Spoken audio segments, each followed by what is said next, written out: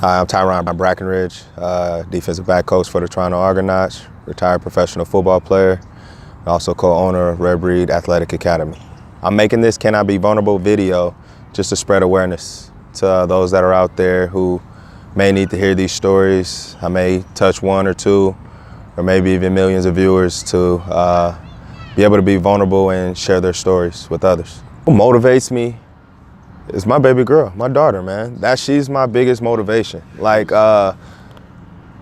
conversation that we were having before, and I was just telling you, you have those thoughts of, like we're talking about the suicidal thoughts, like thinking about killing yourself and offing yourself and things like that. Like, of course those thoughts cross my mind. I'm human. I'm sure a lot of other humans have thought about that, but I will never pursue nothing like that because of her.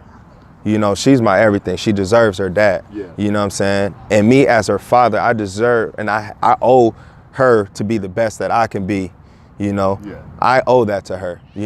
I owe being there in her life. I owe me working hard and sacrificing everything to be there for her or to provide for her. But yeah, man, back in 2015, man, my wife and I was pregnant, and everything was seeming cool. She was having a little bit of complications, but we didn't know. Like, it wasn't nothing just too extraneous, right? And so we went in for our checkup and went over to the hospital. She went for the checkup and everything, and she was getting the ultrasounds, and like everything was just kind of like being delayed, and they were coming in and out of the deal and out of the room, and they come back in, another doctor come in, they doing the ultrasound, and they go back out, and man, as much as I just kind of want to forget this, but I don't. I'll keep it with me every day, man. No, it's cool. They come back in, and it was crazy though, because Christine was talking like, I think something's wrong, and I'm like, what? Like, she's like, I don't know, I think something's wrong. And doctor came in, the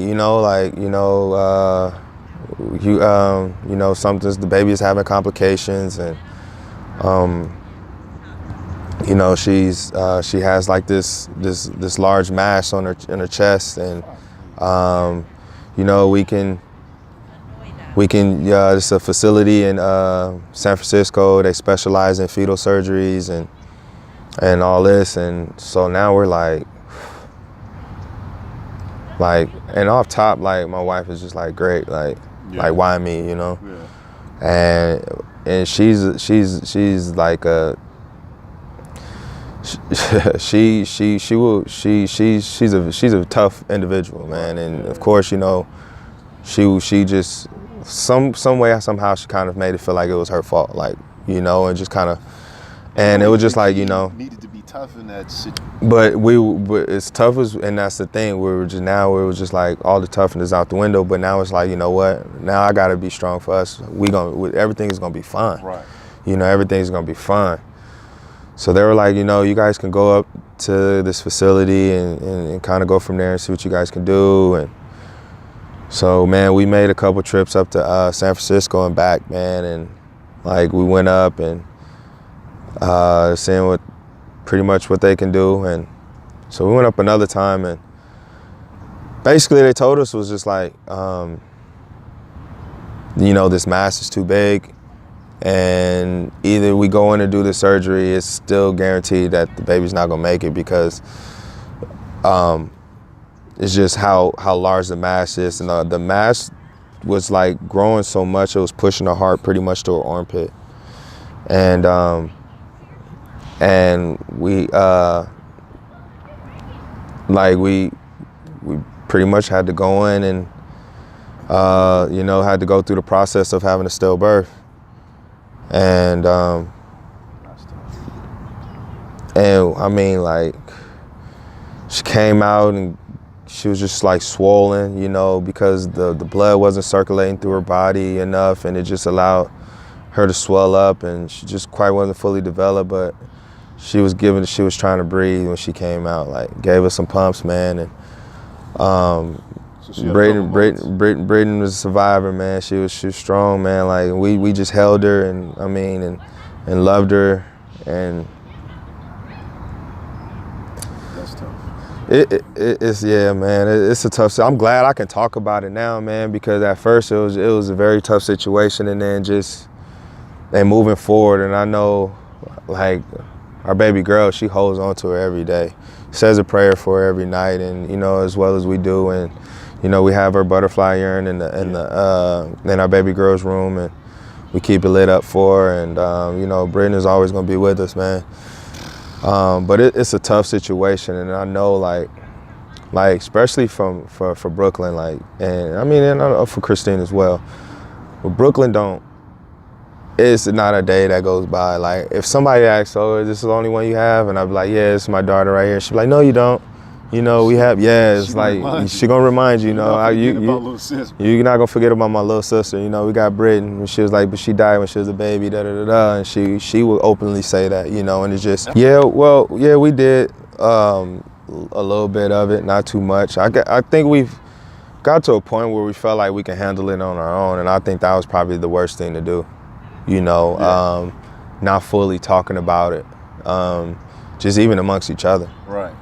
There was nights where we shared tears. It's nights where, Brooklyn has shared tears, just saying I miss my sister, right. And we just gotta, be strong for her and console her too. And it's,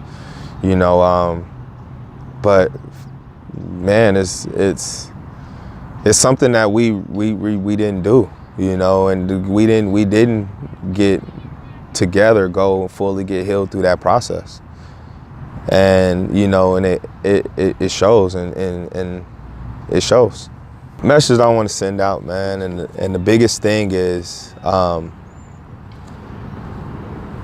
can't be afraid to talk to somebody, whether if it's a spouse, family member, therapist, whatever.